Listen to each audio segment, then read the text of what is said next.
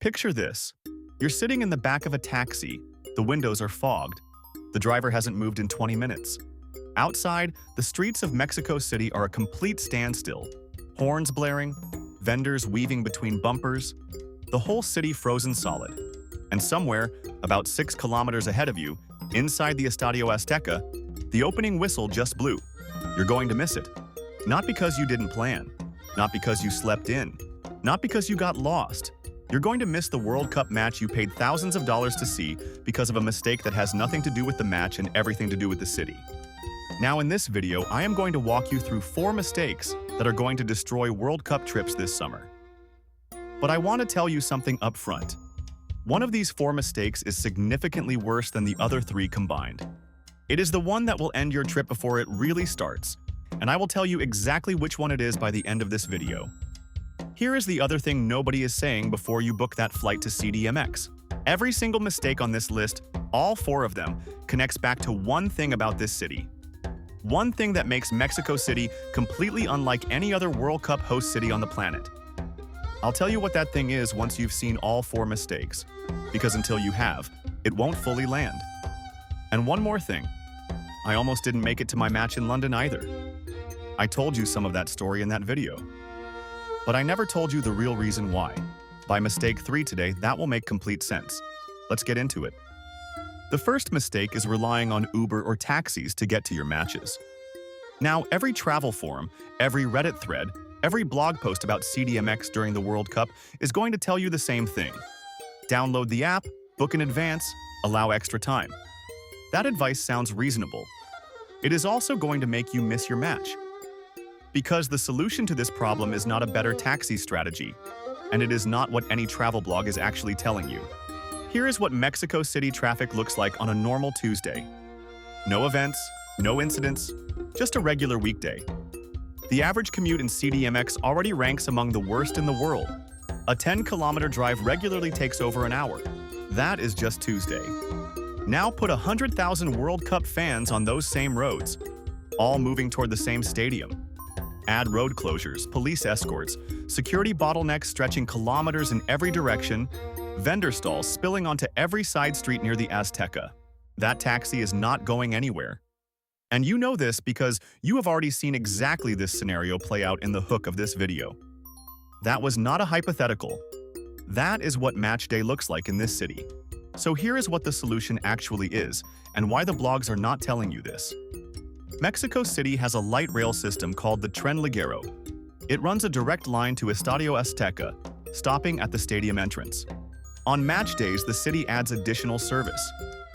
It does not share the road with traffic because it runs on its own dedicated track. It will get you there when nothing else will. There is also the Metrobus, rapid transit running in dedicated bus-only lanes, enhanced on World Cup match days. Get a rechargeable transit card when you land. It works across both systems. And before match day, do a dry run. Take the Tren Ligero to the stadium on a non-match day, time the journey, know your exit. This is the same principle as the London Oyster card. The fans who knew the system moved through that city effortlessly. The ones who booked cabs stood on the curb watching the clock. And here is something to hold on to as we move through the rest of these mistakes. What I just described, that dedicated system, that separation from the street-level chaos, it connects to that one thing about Mexico City I mentioned at the top. You'll see exactly what I mean by mistake 4. Don't be in that taxi. Take the train. Mistake number 2 is the one that blindsides the most first-time visitors. And the thing that makes it particularly dangerous is this. Most people who know about it are still treating it the wrong way.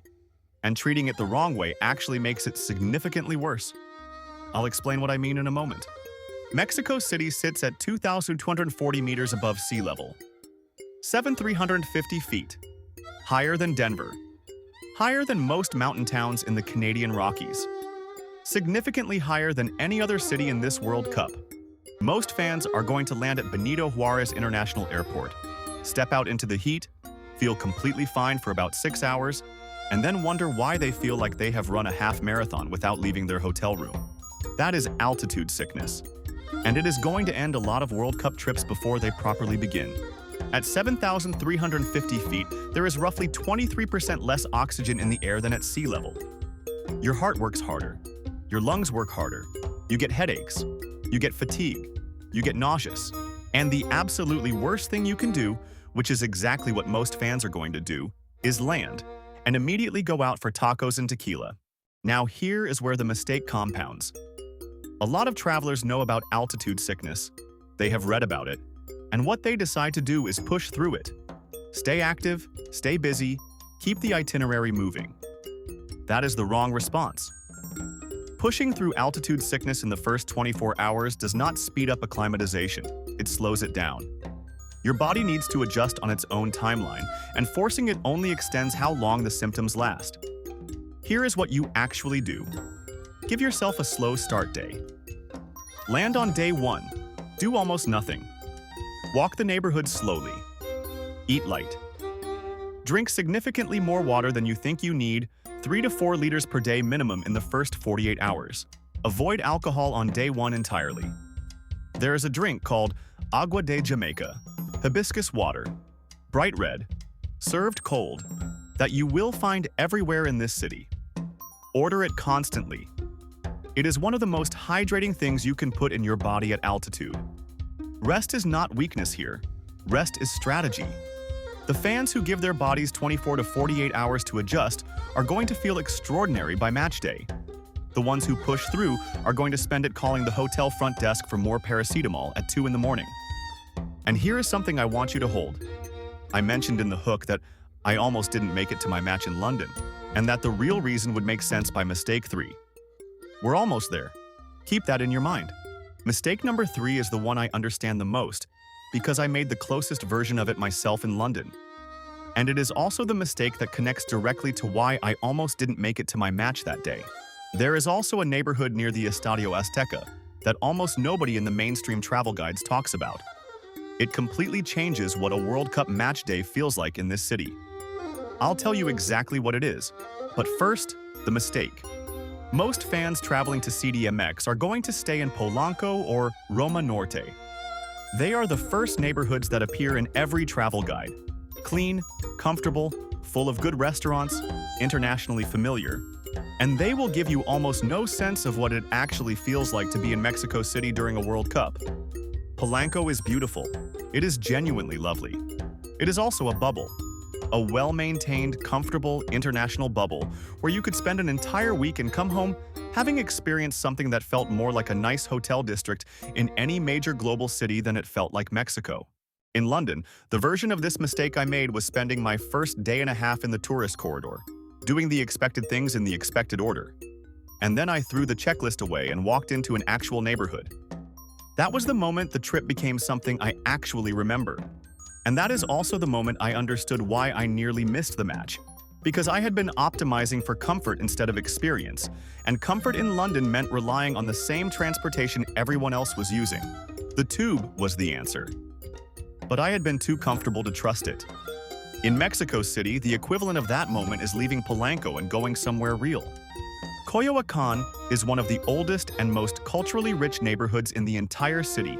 Cobblestone streets, the birthplace of Frida Kahlo, a central plaza where locals gather to watch matches on outdoor screens. The sound on a match day in that plaza is not something any hotel bar can replicate. And here is the neighborhood near the stadium that almost nobody talks about, Tlalpan.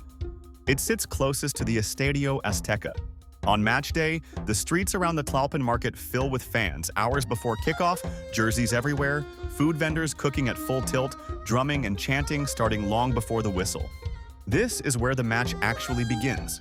Not inside the stadium, out here, in these streets, 2 hours before the first touch. Show up in Tlalpan early. Be there when the city starts to feel it.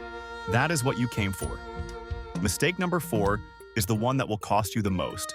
Not in money, not in logistics, but in experience.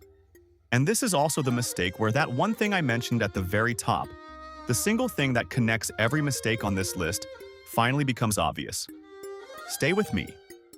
Fans are already planning their CDMX World Cup trip and deciding they will be careful, which means chain restaurants, hotel buffets, maybe a subway. Nothing from a cart on the pavement.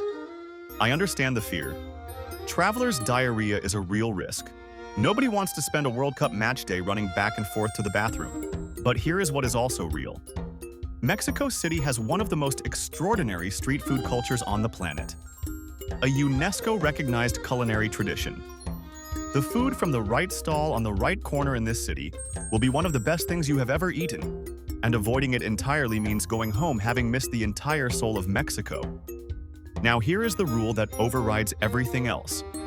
The one rule locals follow without even thinking about it, that I promised you at the start of this section. Follow the crowd. Always, always follow the crowd. The busiest stall is almost always the safest stall. High turnover means the food is fresh.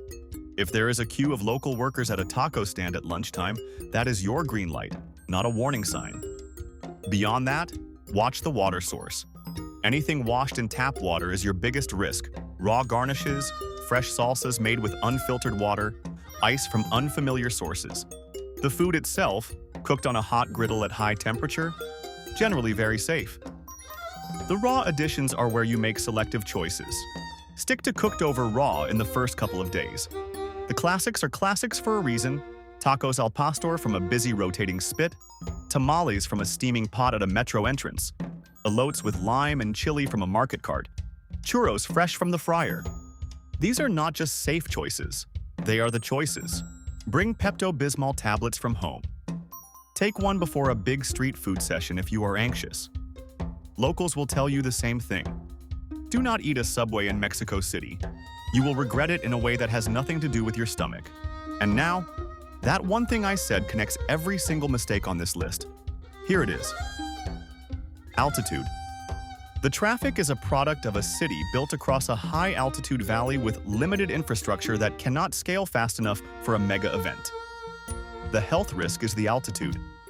The reason Polanco feels like a bubble is because the tourist infrastructure was designed to insulate visitors from the demands of living at elevation, the richness of the food, the pace of the streets, the physical challenge of the city at height.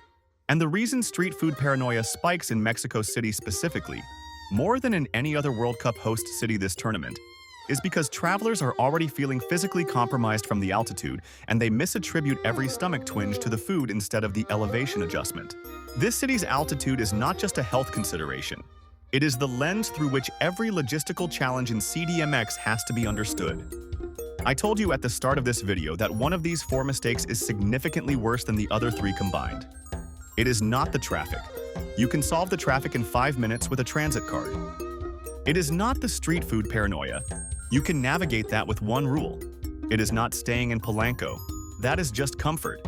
And comfort is easy to walk away from once you know what you're missing. The worst mistake, the one that will end your World Cup trip before it starts, is underestimating the altitude. Because unlike the other 3, you cannot solve it after it hits you. You can only prevent it before it does. And by the time most fans realize what is happening, they are already 48 hours into symptoms with a match ticket in their pocket and no energy to use it. Land early. Move slowly. Drink the Jamaica water, let your body catch up. Take the Tren Ligero to the Azteca. Get out of Polanco. Eat the tacos in Tlalpan. That is the whole trip. Everything else is just details.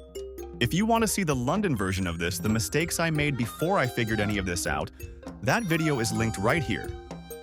Now, before you go, there is a place I already covered on this channel that makes Mexico City's altitude feel like a warm-up.